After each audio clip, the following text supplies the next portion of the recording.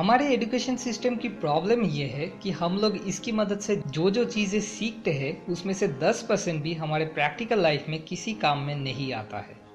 इसीलिए practical life में चलने के लिए हम लोग रिक्वायर्ड प्रैक्टिकल एजुकेशन हमारे पेरेंट्स या फिर हमारे आसपास की लोगों से कलेक्ट करते हैं।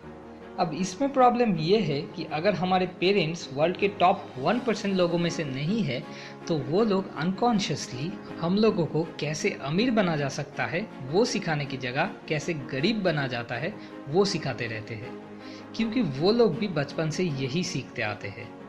एक बच्चा अगर अपने पेरेंट्स से पूछे मुझे पढ़ाई क्यों करना चाहिए, ज़्यादातर में उसे जवाब मिलता है पढ़ाई करके तुम्हें कोई अच्छी सी नौकरी पाना है जिससे कि तुम बहुत सारे पैसे कमा सको। रॉबर्ट कियोसाकी के पुअर डैड मतलब उनके अपने पिता जिन्होंने पीएचडी किया था लेकिन फिर भी हमेशा फाइनेंशियली स्ट्रगल करते थे, वो भी यही कहा करते थे। लेकिन रॉबर्ट के रिच डैड मतलब उनके एक फ्रेंड के डैड जो कि सिर्फ 8th ग्रेड पास थे लेकिन हुआई के सबसे अमीर आदमी थे, वो कुछ और ही कहते थे। वो बोलते थे तुमको पढ़ाई करना है ताकि तुम बड़े होकर खुद की अपनी एक कंपनी खोल सको और बाकी लोगों को अच्छे जॉब ऑफर कर सको।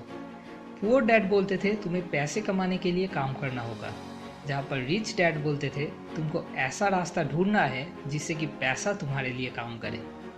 हम गलती क्या करते हैं, क्योंकि हमारे आसपास कोई रिच डैड्स नहीं मिलते हैं इसीलिए हम लोग पुअर डैड से फाइनेंशियल एजुकेशन कलेक्ट करते हैं, जिस वजह से हम में से ज़्यादातर लोग पुअर डैड्स की तरह ही गरीबी में ज़िंदगी गुजार देते हैं।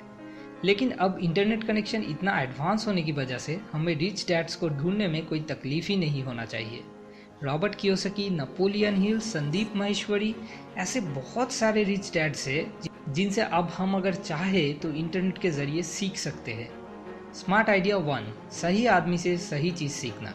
नौकरी मिलने के बाद ज़्यादातर लोग सबसे पहले क्या करते हैं, एक बाइक खरीदते हैं या कुछ ऐसी चीज़ खरीदते हैं जो खरीदने का बहुत दिनों से उनका डिज़ायर था। अब मैं 2 टर्म्स को डिफाइन करने वाला हूँ, एक है एसेट्स और दूसरा है लायबिलिटीज़।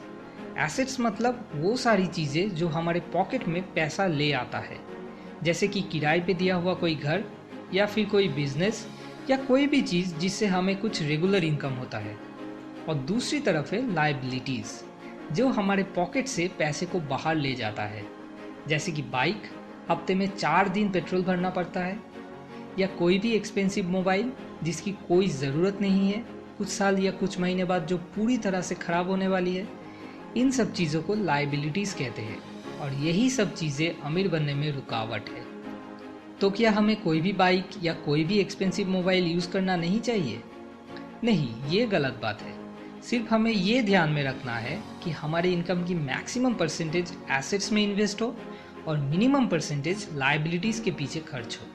मतलब हमें इनकम की एक फिक्स्ड मैक्सिमम अमाउंट पहले ही साइड करके रखना होगा एसेट्स के पीछे इन्वेस्ट करने के लिए, फिर सब ज़रूरत की खर्च करने के बाद इनकम की मिनिमम परसेंटेज लायबिलिटीज़ के पीछे खर्च करना है। तभी जाके धीरे धीरे अमीर बना जा सकता है, और नहीं तो जितनी भी इनकम आए अगर उसके साथ साथ लायबिलिटीज़ भी बढ़ते रहे तो हालात हमेशा एक जैसा ही रहेगा। Smart idea 2, maximum assets minimum liabilities. Income करने की प्रोसेस नॉर्मली 2 तरह के होते हैं, एक एक्टिव और दूसरा पैसिव। एक्टिव इनकम मतलब आप जब तक काम करोगे सिर्फ उसी टाइम में ही आपका कुछ इनकम होगा।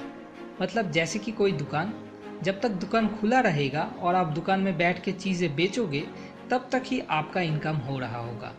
लेकिन जब आपका दुकान बंद होगा और आप घर में सो रहे होगे तब आपका इनकम भी बंद होगा।